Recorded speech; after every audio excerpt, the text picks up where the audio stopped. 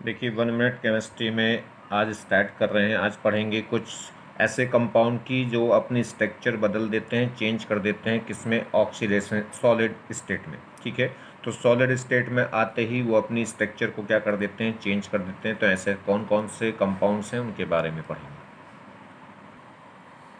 तो चलिए आज क्या पढ़ाने वाले हैं इसको पहले आपको दिखा दें, ये जिससे आपको नोट्स बनाने में आसानी रहे, अगर आपको नोट्स बनाने हैं तो। ठीक है, चलिए देखिए।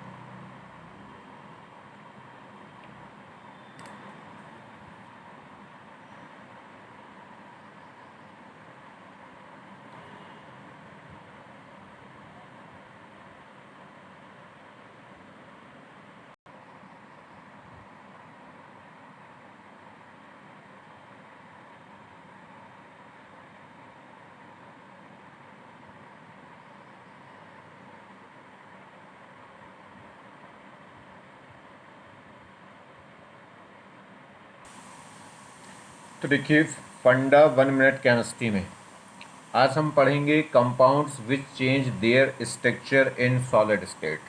कुछ कंपाउंड्स के बारे में पढ़ेंगे जो क्या करते हैं, सॉलिड स्टेट में आते ही अपने स्ट्रक्चर को क्या कर देते हैं, चेंज कर देते हैं, या कह सकते हैं उसकी अपनी नेचर क्या कर देते हैं, चेंज कर देते हैं। कोवलेंट नेचर तुरंत कन्वर्ट हो जाती है किसमें, आयनिक नेचर में। स्ट्रक्चर भी चेंज होगी और अपनी नेचर भी चेंज कर देते हैं। कोवलेंट नेचर कन्वर्ट हो जाएगी किसमें, आयनिक नेचर में। तो पहला एक इंपॉर्टेंट एग्जाम्पल है PCl5। PCl5 क्या होगा, अगर हम बात करें PCl5, तो PCl5 जनरली किस में होता है, गैस में होता है। और इसमें जो हाइब्रिडेशन आएगी वो कितनी निकल कर आती है, sp3d। और sp3d है तो इसकी जो शेप है वो होती है ट्रीगोनल बाइप्राइमिडल। ट्रीगोनल बाइप्राइमिडल, और ट्रीगोनल बाइप्राइमिडल शेप में क्या है, ये एक इरेगुलर ज्योमेट्री है, क्योंकि इसमें हर एक एंगल सेम नहीं होता। एक जो अगर बात करें ट्रायंगल पे जो एंगल आते हैं वो 120 120, और जो अप और डाउन होंगे वो कितने होंगे, 90। तो इसकी sp3d की जो ज्योमेट्री है वो ट्रीगोनल बाइप्राइमिडल आती है। ट्रीगोनल बाइप्राइमिडल में दो एंगल एग्जिस्ट करते हैं, प्लेन में एंगल करेंगे 120 और अप डाउन पे एंगल एग्जिस्ट करते हैं 90। तो ये क्या है, एक इरेगुलर ज्योमेट्री है, ये सिमेट्रिकल ज्योमेट्री नहीं है। और जब तक देखिए जिस भी मॉलिक्यूल्स में सिमेट्रिकल ज्योमेट्री आ जाए तो वो क्या हो जाता है, मोर स्टेबल। जहां भी सिमेट्री आ जाती है वहां पे स्टेबिलिटी क्या हो जाती है, इंक्रीज। तो ये क्या करेगा, PCl5 जैसे सॉलिड फॉर्म में आता है तो PCl5 सॉलिड फॉर्म में क्या करता है, ये आयन कोवलेंट नेचर से तुरंत कन्वर्ट हो जाता है किसमें, आयनिक नेचर में। मतलब इसके दो मॉलिक्यूल्स आपस में कंबाइन होकर क्या कर देते हैं, Cl4+ और Cl6-। ऐसा क्यों किया इसने, वो समझिए क्या है। PCl अगर बात करूं PCl5 की जो हाइब्रिडेशन थी वो sp3d थी। sp3d का मतलब है ट्रीगोनल बाइप्राइमिडल स्ट्रक्चर। और ये ट्रीगोनल बाइप्राइमिडल स्ट्रक्चर क्या है, एक इरेगुलर ज्योमेट्री है, और इरेगुलर है तो ये मतलब सिमेट्रिकल नहीं है, और सिमेट्रिकल नहीं है तो ये उतना स्टेबल नहीं है। तो अगर हम बात करें तो जैसे ही क्या आएगा, अगर ये PCl4+ और PCl6- में कन्वर्ट हो जाए तो PCl4 की अगर मैं हाइब्रिडेशन निकालूं तो sp3 आ रही है, और sp3 की शेप क्या होती है, टेट्राहेड्रल। और टेट्राहेड्रल में हर एक एंगल सेम होते हैं 109 डिग्री 28 मिनट। तो एक ये रेगुलर ज्योमेट्री है, यानी कि एक सिमेट्रिकल ज्योमेट्री है, तो ये क्या होगा, मोर स्टेबल।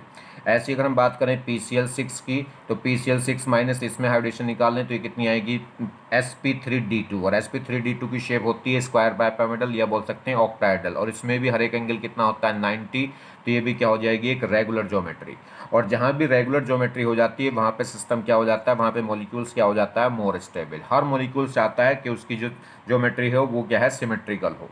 ठीक है, तो PCl5 पहली बात तो PCl4+ और PCl6- आयंस में कन्वर्ट हो जाता है, और जिससे क्यों कन्वर्ट हो जाता है, क्योंकि इसकी जो सिमेट्री है, इसकी स्टेबिलिटी क्या हो जाती है, इंक्रीज। स्टेबिलिटी इंक्रीज क्यों हो जाती है, क्योंकि PCl5 की जो ज्योमेट्री थी वो इरेगुलर ज्योमेट्री थी, और तुरंत PCl4+ और PCl6- आयंस में कन्वर्ट होते इसकी ज्योमेट्री क्या हो गई, रेगुलर हो गई, जिससे स्टेबिलिटी क्या हो गई, इंक्रीज। ठीक, होता क्या है इसमें, इसका अगर हम बात करें PCl5, तो PCl5 की जो ज्योमेट्री है वो ट्रीगोनल बाइपिरामिडल है। तो इसमें क्या होंगे, तीन बॉन्ड। तो दो टाइप के बॉन्ड होते हैं, एक तो जो प्लेन पे है उन्हें बोलते हैं इक्विटोरियल, और जो प्लेन के अप डाउन है उन्हें बोलते हैं एक्सियल।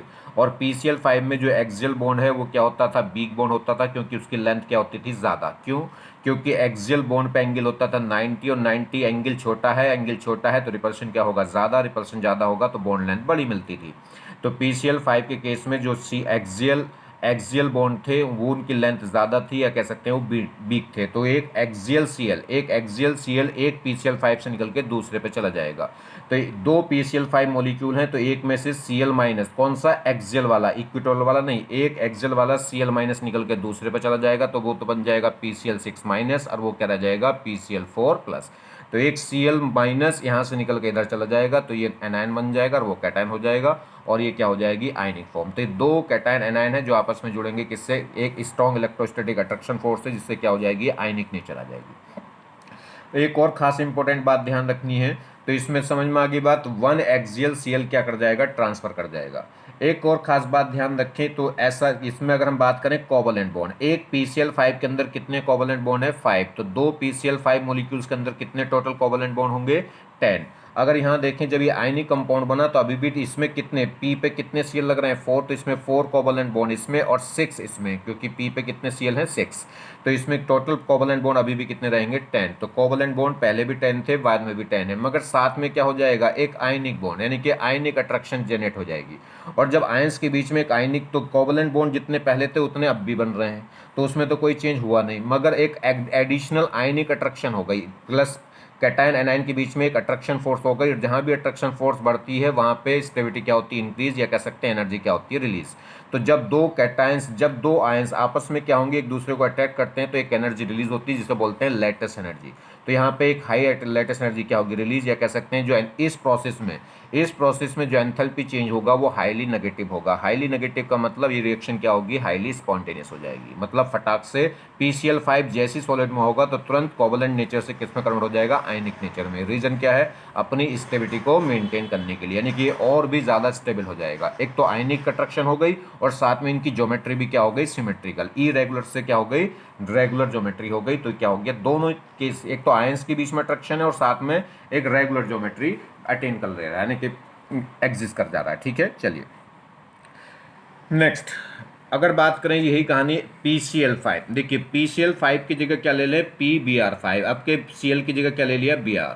तो इसके दो मॉलिक्यूल जैसी सॉलिड फॉर्म में इसको लेंगे तो ये कन्वर्ट होगा किसमें, बिल्कुल उसी की तरह। तो एक Br यहाँ से निकल के इसमें चला जाएगा, तो ये हो जाएगा PBr4 प्लस और ये हो जाएगा PBr6 माइनस। तो ये भी इसी फॉर्म में कन्वर्ट हो गया, मगर नहीं। रीज़न क्या है कि Cl का साइज क्या होता है, क्लोरीन से क्या होता है, बड़ा। अगर हम Br की बात करें, अगर Br की बात करें तो Br का जो साइज है वो Cl से क्या होगा, बड़ा होगा।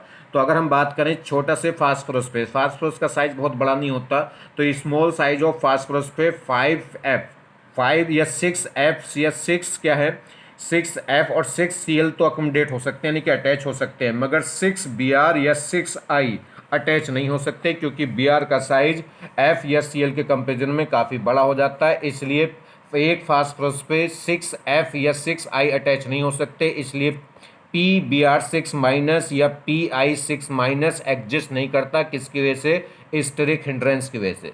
तो PBr6 minus does not exist due to steric repulsion. Steric repulsion क्यों, क्योंकि लार्ज साइज ऑफ Br। तो ध्यान रखिए, एक फास्फोरस पे अगर हम बात करें फास्फोरस पे, तो फास्फोरस पे क्या है, 5F या 6F या 6Cl अटैच हो सकते हैं, मगर 6Br या 6I अटैच नहीं होते, तो ये एग्जिस्ट करता ही नहीं।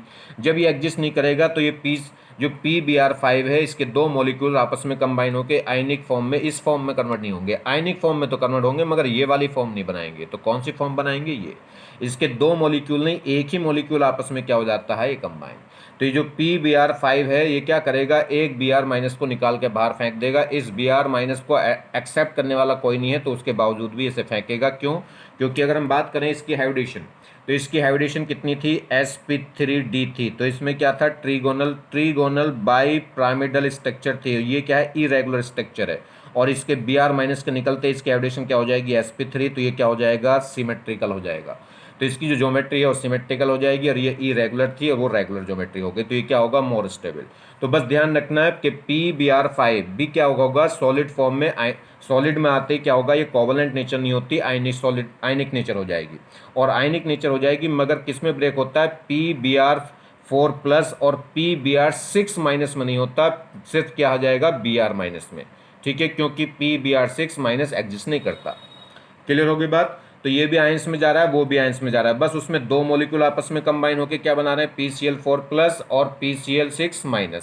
इसमें सिर्फ क्या है, एक ही मॉलिक्यूल यूज हो रहा है, PBr4+ और Br-। क्यों इस फॉर्म में क्यों नहीं आ रहा, क्योंकि ये एग्जिस्ट नहीं कर पा रहा, किसकी वजह से, लार्ज साइज ऑफ Br की वजह से 6Br एक छोटे से फास्फोरस पे अकोमोडेट नहीं हो पा रहे, अटैच नहीं हो पा रहे, जिसकी वजह से कह सकते हैं अटैच भी हो जाएंगे तो स्टेरिक हिंड्रेंस ज़्यादा होगी, एक दूसरे में रिपल्सन ज़्यादा हो जाएगा, जिससे वो क्या हो जाएगा, अनस्टेबल।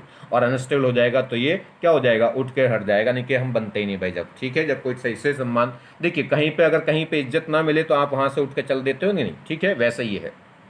चलिए नेक्स्ट बात करें, बात कर लें अब PF5 की। देखिए Cl से बड़ा साइज था Br का, तो उसमें तो ये कहानी हो गई थी, तो मगर फिर भी आयनिक में एग्जिस्ट कर रहा है। बात कर ले F का तो साइज Cl से क्या है, छोटा है, F का तो साइज Cl से भी छोटा है, तो इसमें 5P पे जब फास्फोरस पे 6Cl लग सकते हैं तो 6F तो बहुत आराम से लग सकते हैं। तो इसके दो मॉलिक्यूल्स को जब हम कंबाइन करेंगे तो जैसे ही सॉलिड फॉर्म में आएगा तो तुरंत आयनिक कोवलेंट नेचर से कहाँ चला जाएगा, आयनिक नेचर में। क्यों जाएगा आयनिक नेचर में, ये तो आपको पता है, क्योंकि इसकी हाइब्रिडेशन क्या है, इसकी यहाँ ज्योमेट्री कैसी, इरेगुलर, और यहाँ जाते ही ज्योमेट्री क्या हो जाएगा, अपनी रेगुलर कर लेगा। एक तो रेगुलर ज्योमेट्री हो जाएगी, वहाँ से स्टेबिलिटी बढ़ गई, और साथ में आयंस के बीच में एक अट्रैक्शन फोर्स हो जाएगा, वहाँ से स्टेबिलिटी बढ़ गई, तो ये तुरंत क्या होगा, आयनिक फॉर्म में पहुंचेगा। तो ये PF5 ये किस में ब्रेक होना चाहिए, बिल्कुल PCl5 की तरह, तो PBr4+ और PF6-। ठीक है, तो ये एग्जिस्ट करना चाहिए, यहाँ स्टेरिक हिंड्रेंस का कोई फैक्टर है ही नहीं, क्योंकि F का साइज Cl से भी छोटा है, तो ये एग्जिस्ट करनी चाहिए, मगर फिर भी क्या है, ये एग्जिस्ट नहीं करता, ये इस फॉर्म में ब्रेक नहीं होता। क्यों नहीं हो रहा इस फॉर्म में ब्रेक, समझिए क्या होता है कि तो इसमें लिख रहा है not possible due to the very, ये कह रहा है very VERRY very pseudo rotation. Very pseudo rotation होता है कि स्पेशल रोटेशन होता है, ठीक है, ये क्या होगा, इस रोटेशन की वजह से ये एग्जिस्ट नहीं कर पाता। रीजन क्या है, रीजन क्या है कि ये अनस्टेबल है, ये अनस्टेबल है, और तो इसमें स्टेबल होने के लिए इसमें टूटना चाहिए। क्या होता है जब हम इस पर क्या करते हैं, इसके बारे में थोड़ा सा डिटेल में, ज़्यादा डिटेल में नहीं बता रहे, थोड़ा सा बता रहे इसके बारे में। क्या होता है जब हम इस पे इस PCl5 पे एक्सरे डालेंगे, तो कह रहा है when x-ray are incident on PCl5 for bond length detection. इसकी बॉन्ड लेंथ को डिटेक्ट करने के लिए, आइडेंटिफाई करने के लिए हम क्या करते हैं, इस पे एक्सरे डालेंगे, ठीक है, जैसे बोन्स पे डालते हैं एक्सरे के, कहीं से क्रैक तो नहीं हुई, हड्डी टूटी तो नहीं है, इस टाइप से।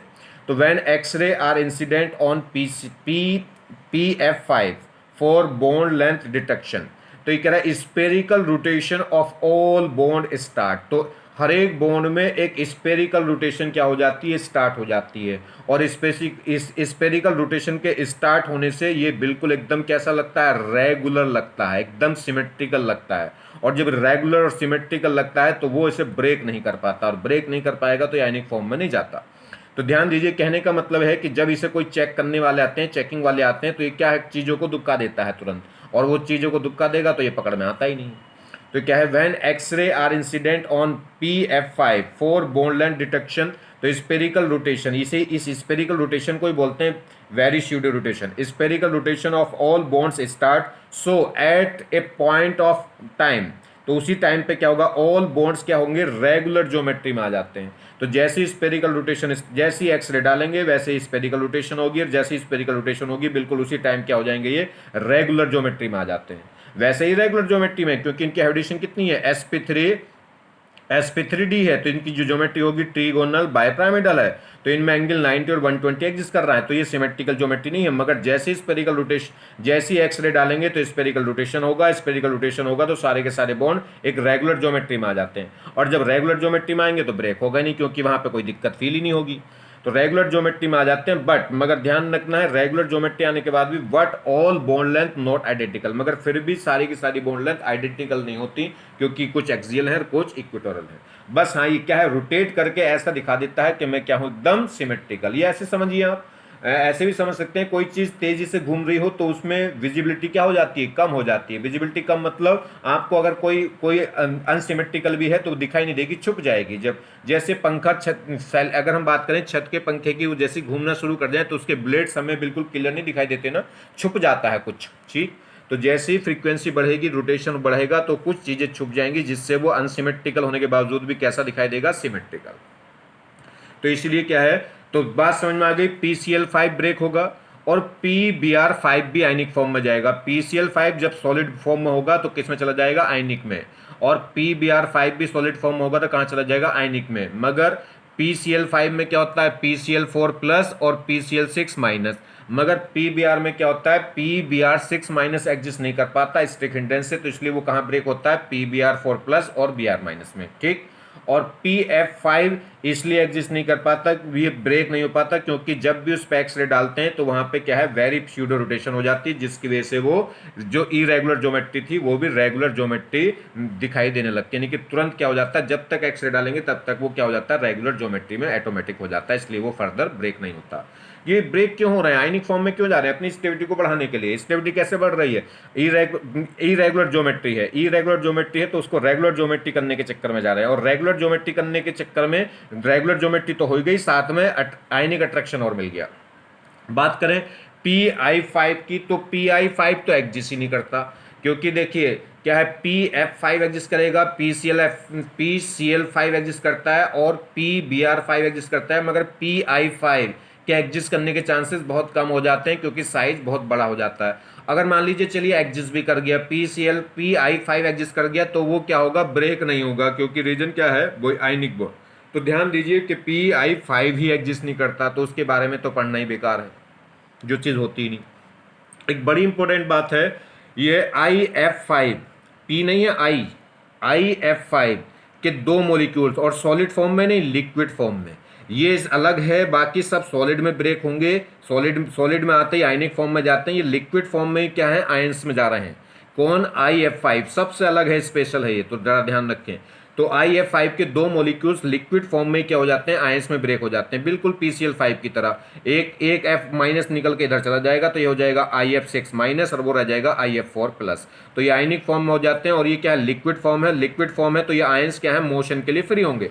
देखिए सॉलिड फॉर्म है, सॉलिड फॉर्म में तो आयंस एक दूसरे से चिपक जाएगा और स्ट्रांगली चिपक जाएगा, तो जो आयंस है वो मोशन के लिए फ्री नहीं होते। इसलिए जो आयनिक कंपाउंड है वो सॉलिड स्टेट में कैसे होते हैं, नॉन कंडक्टर। हाँ, वो मोल्टन स्टेट में हो या एक्वस स्टेट में हो तब इलेक्ट्रिसिटी कंडक्ट करते हैं, क्योंकि नहीं तो कैटायन और एनायन के बीच में फोर्स और अट्रैक्शन स्ट्रांग होता है, इसलिए आयंस मोशन के लिए फ्री नहीं होते। मगर ये ऑलरेडी लिक्विड फॉर्म में है, लिक्विड फॉर्म में है तो इसके जो आयंस हैं वो स्ट्रांगली अटैच नहीं होंगे, बीच में क्या होगा, पानी होगा, या लिक्विड फॉर्म होगी यानी कि मोल्टन स्टेट होगी, तो ये क्या है, मोशन के लिए फ्री है, और मोशन के लिए फ्री है तो ये क्या करेंगे, कंडक्टिविटी शो कर सकते हैं। अगर बात करें PCl5 सॉलिड, तो PCl5 सॉलिड किस में एग्जिस्ट करता है, PCl4 प्लस और PCl6 माइनस, तो ये क्या है, आयनिक फॉर्म है, मगर ये कंडक्टिविटी कंडक्ट नहीं करता क्योंकि ये सॉलिड फॉर्म में आयंस में गया, और सॉलिड फॉर्म में आयंस क्या होते हैं, फिक्स होते हैं कैटायन एनायन के साथ, स्ट्रांगली इलेक्ट्रोस्टैटिक अट्रैक्शन फोर्स से बंधे होते हैं, इसलिए मोशन के लिए फ्री नहीं होंगे, इसलिए उनमें कंडक्टिविटी कंडक्ट नहीं होती। मगर इस केस में इलेक्ट्रिविटी कंडक्ट हो जाएगी क्योंकि लिक्विड स्टेट में, और लिक्विड स्टेट में तो आयंस मोशन के लिए क्या होंगे बेटा, फ्री होंगे। क्लियर होगी बात। तो सो कंडक्टिविटी, तो इसमें ये क्या करेगा कि कंडक्टिविटी शो करेगा, रीजन क्या है, ions form in the liquid state, तो इसमें जो आयंस बन रहे हैं वो किस में बन रहे हैं, लिक्विड स्टेट में, और लिक्विड स्टेट में बन रहे हैं तो आयंस मोशन के लिए क्या होते हैं, फ्री होते हैं। नेक्स्ट देखिए N2O5, N2O5 क्या है, ये नाइट्रोनियम नाइट्रेट, तो ये दो नाम से पता चल रहा है नाइट्रोनियम नाइट्रेट, तो नाइट्रोनियम नाइट्रेट ब्रेक हो जाएगा नाइट्रोनियम में और नाइट्रेट में, तो दो जैसी सॉलिड फॉर्म में होगा, कोवलेंट फॉर्म में नहीं, कोवलेंट फॉर्म में तो गैस फॉर्म में होता है। अगर बात करें तो वो लिक्विड फॉर्म में, ये गैस फॉर्म में तो ये क्या होगा, गैस फॉर्म में तो ये कोवलेंट होता है, सॉलिड फॉर्म में तुरंत किस में हो जाएगा, आयनिक में। तो ध्यान रखना N2O5 क्वेश्चन पूछे कि सॉलिड है क्या आयनिक है, मतलब कोवलेंट है कि कोवलेंट है कि आयनिक कंपाउंड है। तो अगर ये गैस फॉर्म में है तो कैसा है, गैस फॉर्म में है, या लिक्विड फॉर्म में है तो कैसा होगा, कोवलेंट, और सॉलिड फॉर्म में तो कैसा होगा, ये आयनिक। तो जैसे ही सॉलिड फॉर्म में होगा तो तुरंत ब्रेक हो जाता है किसमें, NO2 प्लस और NO3 माइनस। तो ये NO2 प्लस होता है नाइट्रोनियम और NO3 माइनस होता है नाइट्रेट, तो ये नाइट्रोनियम नाइट्रेट में ब्रेक हो जाता है। मतलब N दो नाइट्रोजन है, एक नाइट्रोजन 2 ऑक्सीजन लेकर निकल जाएगा, एक नाइट्रोजन 3 ऑक्सीजन लेकर निकलेगा, जो ज्यादा ऑक्सीजन लेकर निकलेगा उस पर माइनस, जो कम लेकर निकलेगा उस पर प्लस, सीधी सी बात है। तो 5 ऑक्सीजन है, 2 एक पे हो जाएंगे, 3 एक पे हो जाएंगे, तो इस टाइप से ब्रेक हो जाएंगे, 2 आयंस में हो जाएंगे। और दोनों आयंस क्या ये इलेक्ट्रिसिटी कंडक्ट करेगा, बिल्कुल नहीं, क्योंकि सॉलिड फॉर्म है, और सॉलिड फॉर्म है तो ये जो कैटायन एनायंस है एक दूसरे से स्ट्रांगली बंधे होंगे, मोशन के लिए फ्री नहीं होंगे ये। तो समझ में आ रही बात, ये आयंस में ब्रेक क्यों हो रहे हैं, एक तो अपनी इरेगुलर ज्योमेट्री को रेगुलर ज्योमेट्री बनाने में, मतलब अनसिमेट्रिकल से सिमेट्रिकल होने में, और दूसरा साथ में क्या है, साथ में आयंस का अट्रैक्शन भी हो गया तो इसलिए स्टेबिलिटी और भी ज़्यादा इंक्रीज हो जाती है। और एक और बात ध्यान रखना, जैसे नाइट्रोजन ऑक्सीजन है तो जैसे N2O5 की अभी हमने बात करी थी, तो N2O5 में क्या है, ऑक्सीजन सिमेट्रिकल डिस्ट्रीब्यूट नहीं होंगे। जैसे हमें लग रहा है कि 2 नाइट्रोजन 4 ऑक्सीजन है तो 2 इस पे चले जाएं, 2 इस पे नहीं, सिमेट्रिकल मत बांटना। बस जब सिमेट्रिकल बांट देंगे तो प्लस माइनस कैसा आएगा, प्लस माइनस जब भी आएगा जब अनसिमेट्रिकल डिस्ट्रीब्यूशन हो। तो जैसे मैंने N2O5 को बांटा था तो 2 ऑक्सीजन एक नाइट्रोजन पे और 3 ऑक्सीजन एक नाइट्रोजन पे, तो इसलिए NO2 क्या हो गया था, NO2 प्लस हो गया था, NO और NO3 माइनस हो गया था। सेम कहानी यहाँ कर देंगे। N2O4 है तो ऐसे मत करना, एक नाइट्रोजन पे 2 ऑक्सीजन और एक पे 2, तो एक पे 1 कर दो, एक पे 3 कर दो, यही चांस है। और क्या करोगे आप भाई, या तो 2 2 या फिर 1 और 1 3, ठीक है। तो 1 और 3 रखना, सिमेट्रिकल डिस्ट्रीब्यूशन मत करना, इसमें कोई रटने वाली बात ही नहीं है। मैंने आपको तरीका बता दिया, ऑक्सीजन जो बटेंगे वो सिमेट्रिकल, जो टर्मिनल एटम है वो सिमेट्रिकल मत बांटना बस। तो एक इसमें 4 हैं तो क्या कर सकते हैं, तो 2 इधर, 2 इस वाले नाइट्रोजन पे, 2 इस वाले पे, तो 2 2 बांटा दो तो सिमेट्रिकल हो गया। सिमेट्रिकल देंगे नहीं तो बस एक पे 1 कर दो, एक पे 3 कर दो, तो एक हो जाएगा NO और एक क्या हो जाएगा NO3 माइनस। जो ज्यादा ऑक्सीजन लेकर आएगा, मोर इलेक्ट्रॉनिक एटम लेकर आएगा, उस पर माइनस, जो लेस लेकर आएगा उस पर प्लस। क्लियर। ये क्या होता है, नाइट्रोसो होता है, और प्लस आ गया तो EM हो गया, तो ये नाइट्रोसोनियम हो गया, और वो तो नाइट्रेट है ही। जैसे Cl2O3, तो Cl2O3 भी जैसी सॉलिड फॉर्म में आएगा तो ये भी सॉलिड फॉर्म में क्या होता है, कोवलेंट नेचर में नहीं होता, किसमें होता है, आयनिक नेचर में। तो जैसे N2O5 सॉलिड फॉर्म में कोवलेंट नेचर में नहीं था, किसमें था, आयनिक नेचर में, ऐसे ये भी क्या है, Cl2O6 क्या है, सॉलिड फॉर्म में अगर ये होगा तो किसमें चला जाएगा, आयनिक नेचर में चला जाएगा। ठीक, रीजन क्या है, रीजन वही है, रेगुलर ज्योमेट्रिक यानी कि स्टेबिलिटी गेम मेंटेन करने के लिए। तो इसमें भी क्या, अगर देखिए कितने Cl हैं, 2, और इन पे 6 ऑक्सीजन बटने हैं, तो 3 3 तो बांटना मत, 3 3 बांट दिया तो वो तो सिमेट्रिकल डिस्ट्रीब्यूशन हो गया। तो अनसिमेट्रिकल करना तो फिर क्या करोगे, एक पे 2 दे दो, एक पे 4 दे दो, एक पे 2 एक पे 4, बात खत्म। तो क्या हो गया, Cl2, तो ClO2 और ClO4, जिस पे कम दिए उस पे प्लस, जिस पे ज्यादा दिए उस पे माइनस। चलिए जैसे I2Cl2, I2Cl2 का क्या होगा, I2Cl6 होगा, 2 नहीं, ठीक है, I2Cl6, तो ये भी सॉलिड फॉर्म में अगर आएगा तो आयनिक फॉर्म में चला जाता है ये।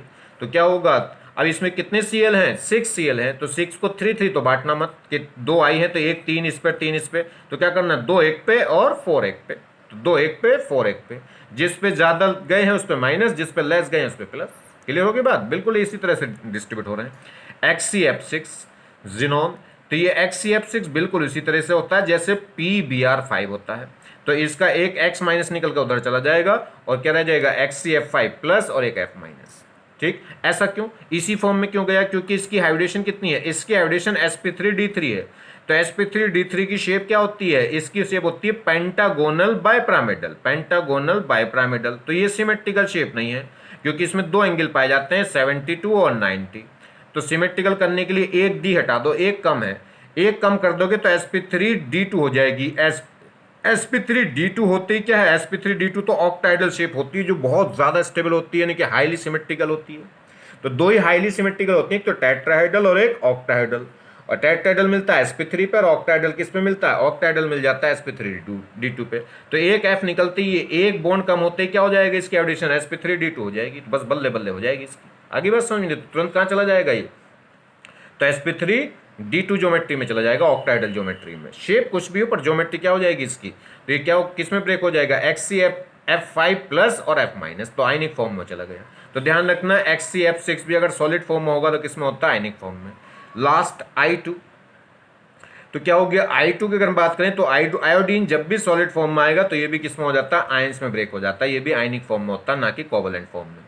तो जो I2 सॉलिड फॉर्म में अगर लेंगे आयोडीन को तो वो क्या हो जाता है, आयनिक फॉर्म में पाया जाता है, ना कि कोवलेंट फॉर्म में। और किस में ब्रेक हो जाता है, इसके 3 मॉलिक्यूल्स यानी कि 6I, तो क्या होगा, I3 प्लस और I3 माइनस। और ये तुम्हें पता भी एग्जिस्ट करते हैं, इनकी ज्योमेट्री क्या है, कई बार पूछी गई एग्जाम में बेस्पर थ्योरी के थ्रू। तो I3 प्लस की ज्योमेट्री आती है वी शेप और I3 माइनस आता है लीनियर।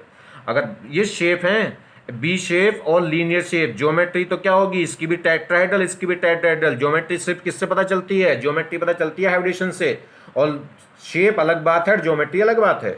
शेप तो फाइनल पता चलती है लोन पर भी काउंट करके, मगर ज्योमेट्री सिर्फ और सिर्फ किससे पता चलती है, जो हाइब्रिडेशन वाली ज्योमेट्री होती है, हाइब्रिडेशन वाली जो शेप होती है। तो इसकी भी sp3 आएगी, इसमें आ जाती है sp3d, और मगर शेप कैसे आ जाती है, लीनियर।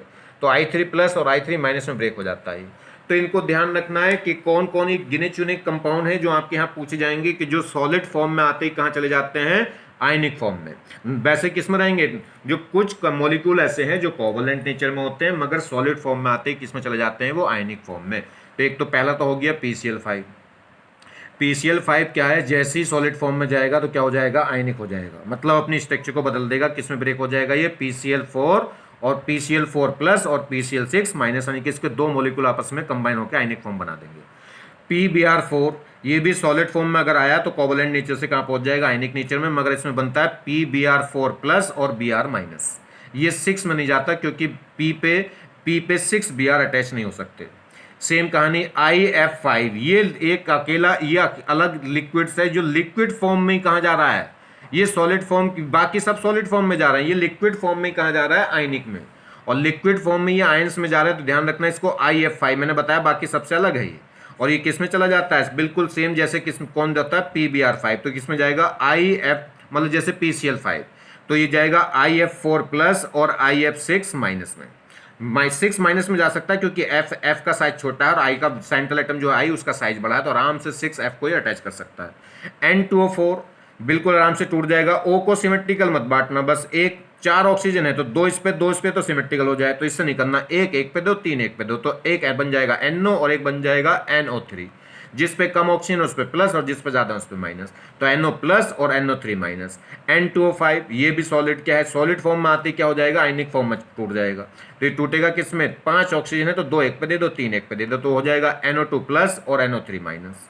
सेम कहानी Cl2O6, ये भी सॉलिड फॉर्म में, तो ध्यान रखना है कौन कौन सी कंपाउंड है, तो Cl2O6 ये भी किस में टूट जाएगा, ClO4 और एक ClO2, तो 6 ऑक्सीजन थे, 2 एक पे दे दो, 3 एक पे, 3 एक पे तो सिमेट्रिकल हो गया, तो 2 एक पे 4 एक पे, तो हो जाएगा ClO2 प्लस और ClO4 माइनस। ऐसी सेम कहानी है I2Cl6 की, तो ये भी क्या हो जाएगा, ब्रेक हो जाएगा। Cl को बांट देना, 3 बांटोगे तो सिमेट्रिकल, अनसिमेट्रिकल बांटना तो 2 एक पे और 4 एक पे, तो ICl2 प्लस और ICl4 माइनस। ऐसी XCF6 ये भी सॉलिड फॉर्म में कहाँ जाएगा, आयनिक फॉर्म में, कोवलेंट से आयनिक फॉर्म में चला जाता है, और इसमें क्या होगा, ये बिल्कुल किसकी तरह चलता है, PBr की तरह, तो IF5 प्लस और F माइनस, एक F माइनस निकल जाता है और ये रह जाता है XCF5 प्लस, और इसमें अगर I2 सॉलिड है तो ब्रेक हो जाएगा किसमें, I3 प्लस में और I3 माइनस में। ठीक है, अब ये बड़ा इंपॉर्टेंट क्वेश्चन है, इसलिए देखिए मैंने आपको स्टार स्पेशल वाला स्टार इस पे बना दिया है। क्या है, ये कुछ कंपाउंड हैं जो क्या है, एग्जिस्ट ही नहीं करते, तो क्वेश्चन अक्सर ये पूछा जाता है बहुत बार, हर लगभग एक क्वेश्चन इस टाइप का पूछ ही लेता है हर साल के, कौन सा मॉलिक्यूल एग्जिस्ट करेगा कौन सा नहीं। तो अगला लेक्चर इसी पे हम लेने वाले हैं कि कौन कौन एग्जिस्ट करते हैं कौन कौन नहीं। कुछ बातें मैं आपको बता चुका हूँ, कुछ और एक बार पूरा कंप्लीट बता देंगे, मगर ये इंपॉर्टेंट एग्जाम्पल है जो ध्यान रखिए। जैसे पी पे अगर हम बात करें तो 5 की बात तो सही है, PCl3 PCl5, मगर 6 तो बड़ा मुश्किल हो जाएगा जुड़ना, तो क्योंकि और 6 भी क्या है, Br, तो एक बार को ध्यान रखना, P पे अगर मैं क्या करूं, किसी भी पर्टिकुलर एटम पे 6F और 6 और 7F तो एक बार को जुड़ सकते हैं, क्योंकि F का साइज क्या होता है, छोटा। Cl कहीं कहीं पे जुड़ सकता है, कहीं कहीं पे नहीं। वैसे मैं आपको बताऊं, फास्फोरस के केस में 6Cl जुड़ जाते हैं, बाकी और केस में 6Cl भी नहीं जुड़ पाते, क्योंकि Cl का भी साइज F से काफी बड़ा हो जाता है। तो जनरली आपको ध्यान रखना है कि अगर किसी भी पर्टिकुलर एटम पे 6Cl हो या 6 क्या हो, यानी कि 6 फ्लोराइड या 7 फ्लोराइड वाला कंपाउंड तो एग्जिस्ट कर जाता है, बाकी फ्लोराइड के अलावा बाकी और एग्जिस्ट नहीं करता। कहीं कहीं पे क्या हो जाते हैं, कहीं कहीं पे क्या है, क्लोरीन एग्जिस्ट कर जाता है, क्लोराइड एग्जिस्ट कर जाता है, वो भी किस केस में, फास्फोरस के केस में। तो देखिए जैसे फास्फोरस के केस में फ्लोरीन तो एग्जिस्ट कर जाएगा, PF6 एग्जिस्ट कर जाएगा, PCl6 एग्जिस्ट कर जाएगा, मगर Br6 और I6 एग्जिस्ट नहीं करेंगे। जैसे सल्फर है, सल्फर पे 6F तो 6F6 तो एग्जिस्ट कर जाता है,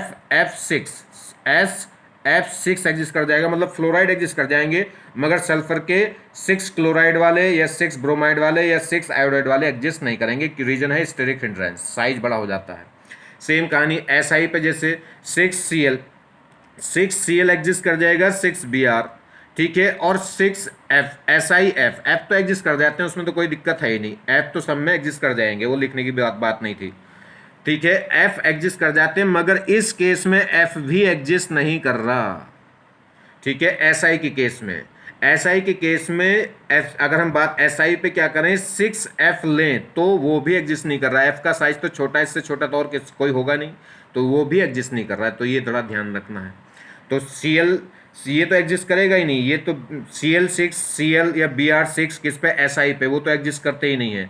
Al पर मगर क्या है, F6 भी एग्जिस्ट नहीं कर रहा, I नहीं लिखा इसने, Si I6 उसका तो कोई चांस ही नहीं है, जब F ही नहीं एग्जिस्ट कर रहा, Cl एग्जिस्ट नहीं कर रहा, Br नहीं एग्जिस्ट कर रहा, तो I6 कैसे एग्जिस्ट कर जाएगा, I तो बहुत बड़ा है।